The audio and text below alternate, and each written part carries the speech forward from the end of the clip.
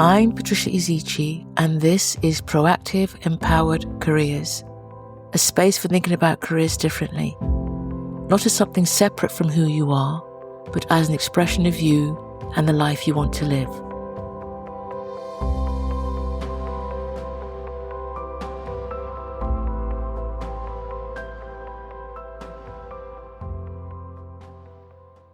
Hello everyone, and welcome back. In the last couple of episodes, we've been exploring two experiences that often sit right at the beginning of change. Feeling stuck and sensing that you might be outgrowing something. And if you're experiencing either of these at the moment, what most people naturally want to do next is to try and solve for this.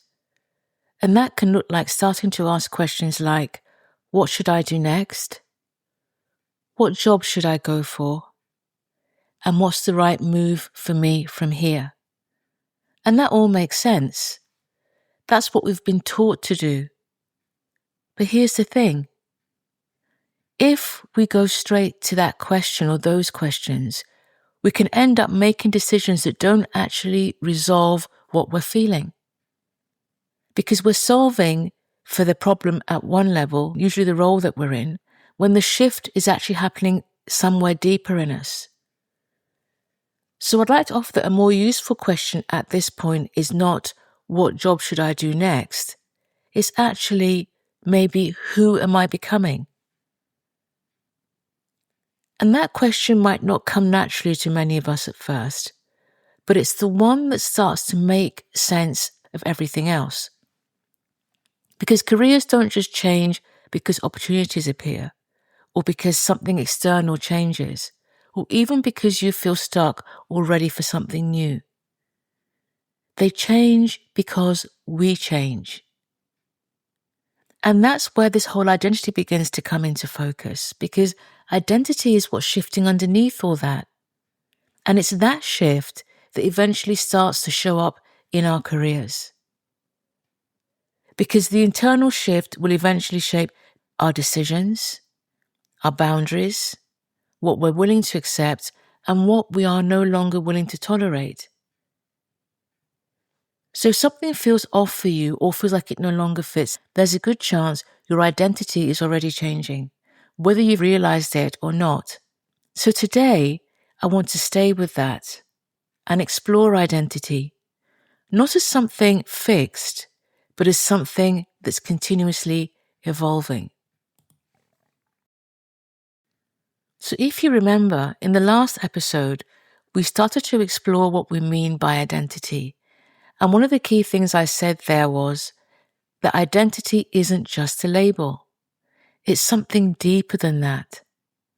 And I'd like to build on that a bit more if I can here. Because most of the time when we talk about identity, we default to labels.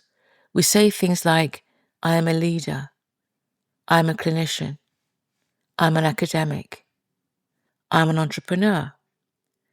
We may also identify ourselves or say things like, I'm a mother, I'm a woman, I'm a partner, I'm the one people rely on. And all of these labels have a meaning, and they carry a meaning. They shape how we see ourselves and how we show up. And they're really useful. They help us orient ourselves, they help other people understand what we do, and they give us a sense of coherence. But they're only part of the picture. Because identity is also how you see yourself, what you believe you're allowed to want, what you trust yourself to go after, what you feel responsible for, and what you believe is possible for you. And also, and this is really important, how you believe other people see you. Because over time, we don't just form our identities from within ourselves, we also form them from what's reflected back to us. What gets recognized, what gets rewarded, what's expected.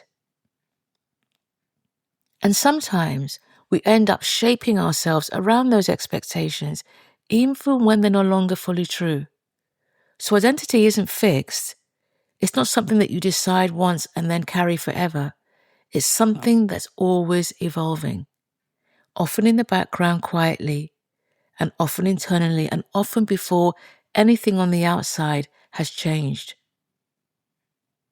And this is when it can start to feel disorientating, because these identity shifts are largely invisible. They're happening internally, often before anything on the outside has changed.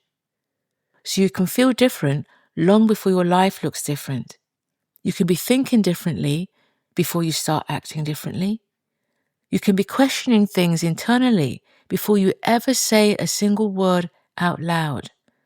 And that creates a kind of in-between space, where externally you're still seen as one version of yourself, but internally something has shifted.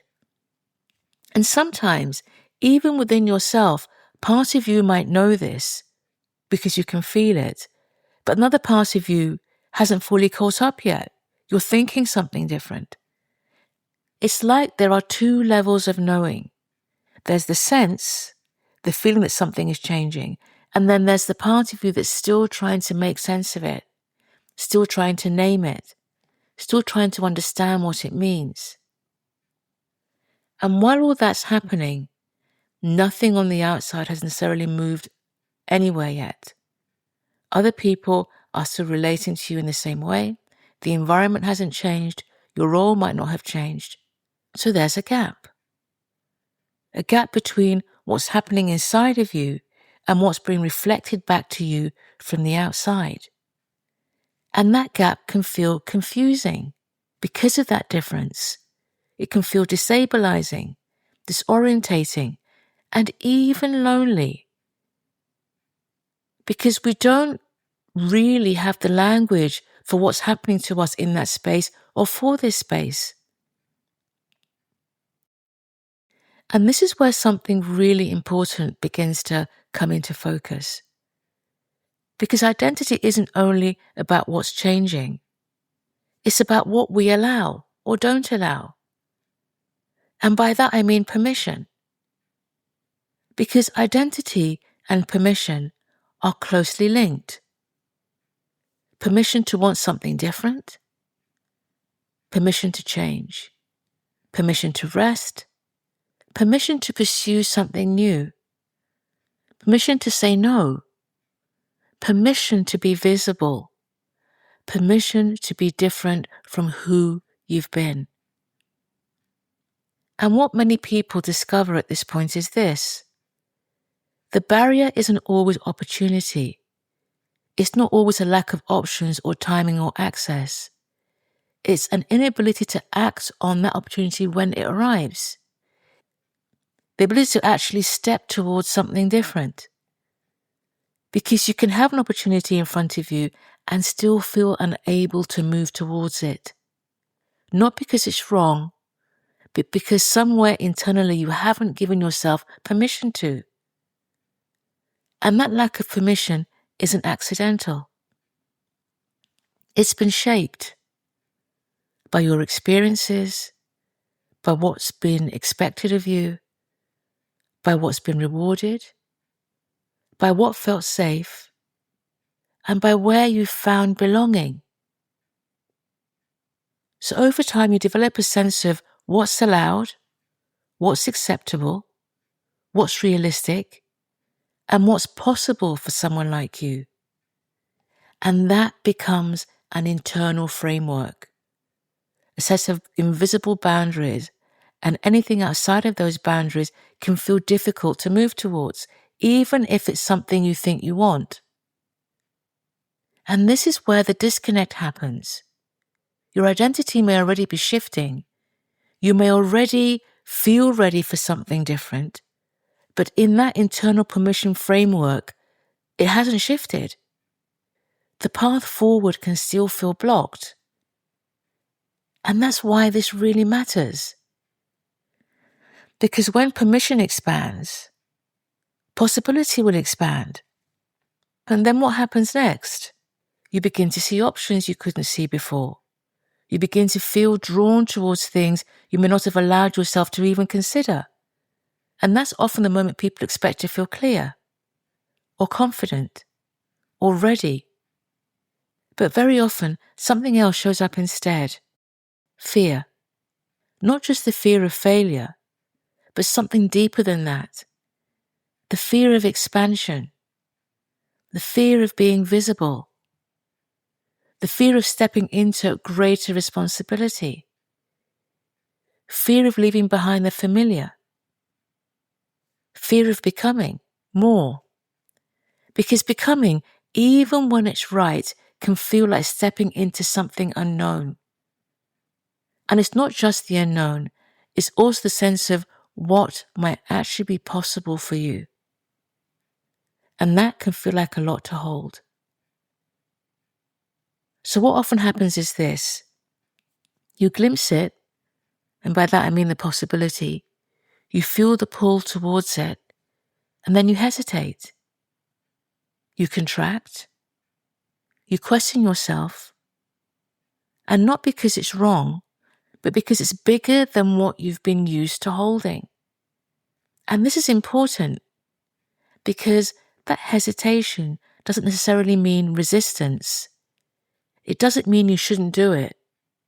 Very often, it simply means you're adapting and your nervous system is catching up with who you're becoming. So if we accept that fear is part of the process and the possibility of expansion can feel like a lot to hold, then the question becomes, what will help you navigate that moment when it arrives?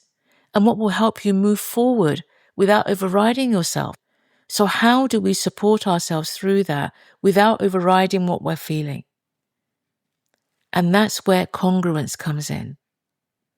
Because what you're really looking for here is a sense of feeling ease in yourself, relief, of energy rather than depletion. We're looking for a feeling of alignment, that we're not performing. We're not trying to be someone else. We're just being who we are as we evolve. And in many ways, that is what it means to begin owning being you. Because when something is congruent, even if it's uncertain, even if it stretches or scares you, it feels different. You might still feel the fear, but you also feel grounded in yourself. So before we go any further, I just want to pause for a moment.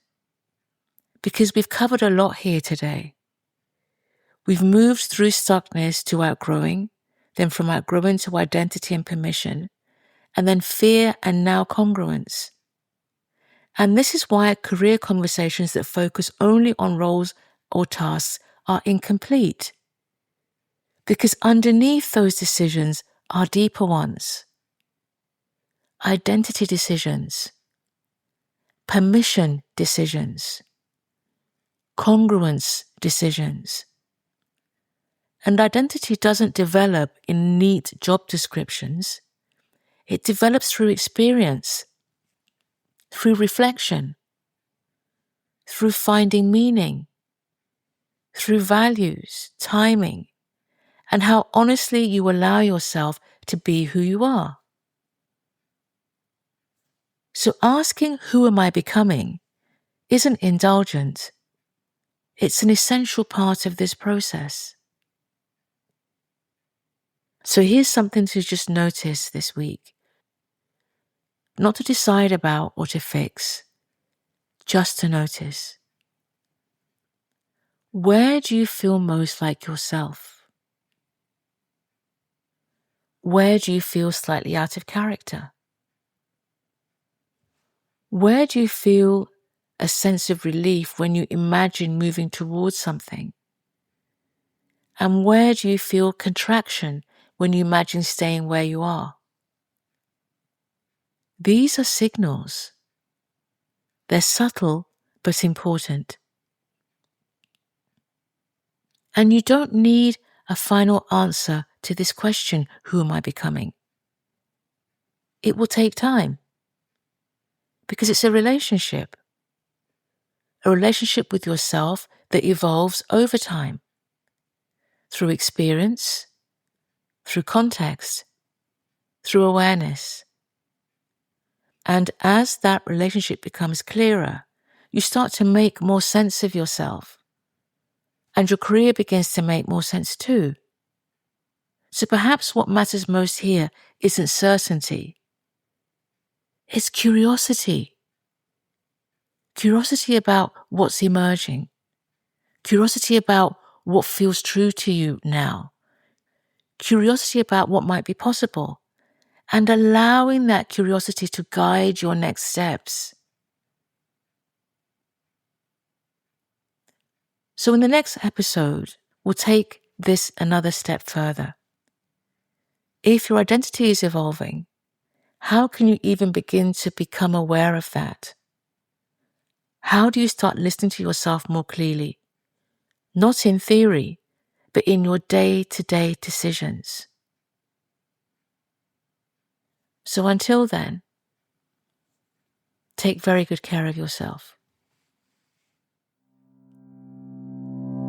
This has been Proactive Empowered Careers. If today's episode resonated, subscribe to the podcast so you don't miss what comes next. And remember, your career isn't separate from who you are. It's an expression of you and the life you want to live.